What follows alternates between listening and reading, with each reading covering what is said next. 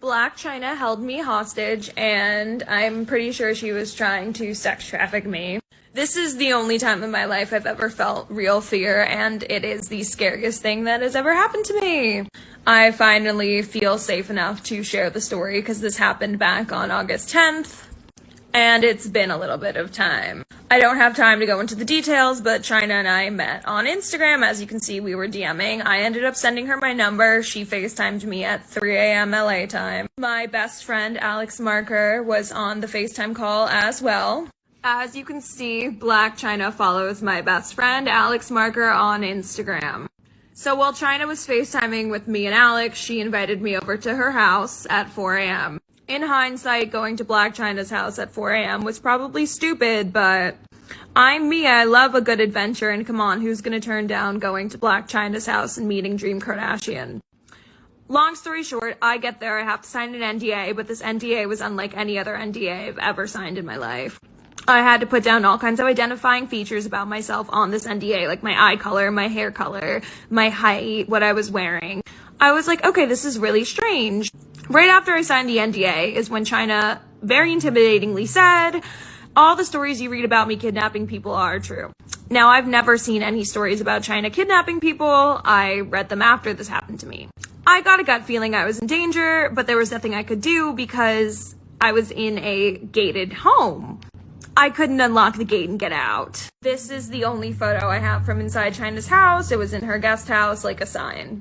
My phone was on 3% and she wouldn't let me charge it, so there was really nothing I could do. I was really screwed. For 6 hours, Chyna held me hostage. She drank an entire bottle of Casamigos in front of me. She wouldn't let me be alone. Every time she had to use the bathroom, she would make me go into the bathroom with her. She took shits in front of me. She forced me to take a wet towel and wipe off all of my makeup.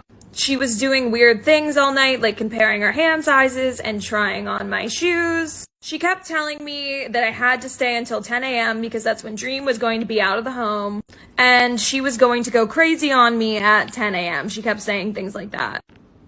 I really didn't know what was going on. She kept saying things like, I'll be honest with you about what's going on here once you're honest with me.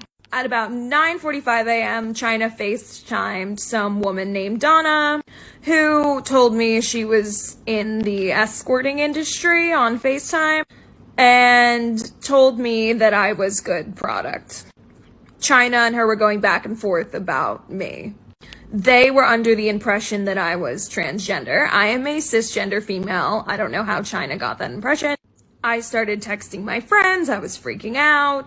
I'm out of time, for part 2. Part 2 of Blac Chyna holding me hostage and sex trafficking me. Now, a lot of people want to say, oh, Ava, you make up so much stuff. You're lying. I've never made up anything except for the Jeffree Kanye rumor, and that happened 2 years ago, and that was a total joke.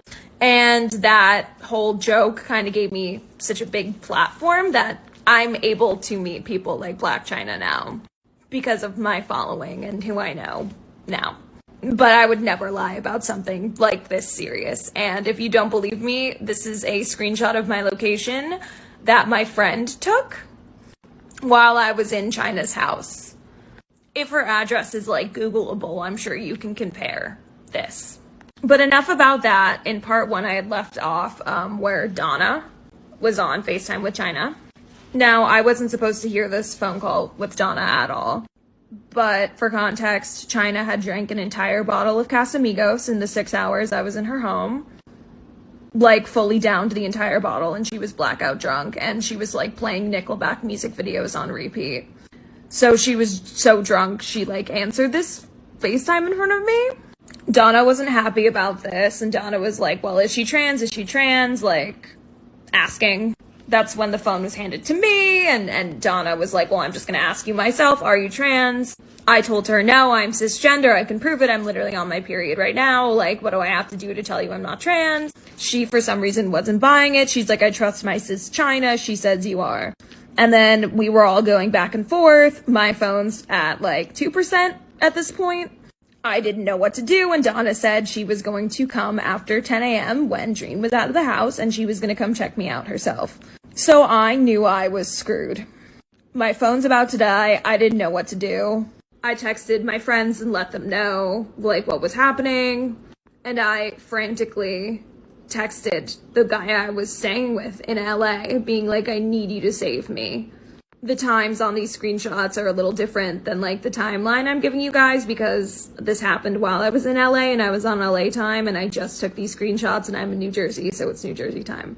But so I had texted the guy I was staying with this, and my phone was probably on 2% at this point. I'm frozen in fear. Chyna's going back and forth with this Donna woman about how much I'm worth and like if I'm trans or not, and they were arguing and I didn't know what to do. The guy I was staying with immediately called me and he's like, run. Chyna's grabbing at my phone. I'm staying on the phone with him. I know my phone's about to die, and I ran. I ran out of the house and I ran to the gate, and I hopped over the gate, threw myself over that gate with everything left in me, and I ran down the street and I hid behind a bush. And then the guy I was staying with was able to help me like get home.